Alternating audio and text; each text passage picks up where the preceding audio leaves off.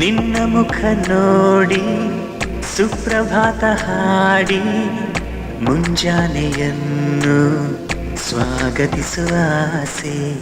ನಿನ್ನ ಜೊತೆ ಕೂಡಿ ಕಡಲ ದಡದಿಯಾಡಿ ಮುಸ್ಸಂಜೆಯನ್ನು ಬೀಳ್ಕೊಡುವ ಆಸೆ. ಹೂವಂತ ನಿನ್ನ ಮಡಿಲಲ್ಲಿ ತಲೆ ಇಟ್ಟು ನಾ ಇರುಳಲಿ ಮಲಗಿ ಆಕಾಶ ನೋಡಿದ್ದಾರೆ ಎಣಿಸುವ ಆಸೆಯು.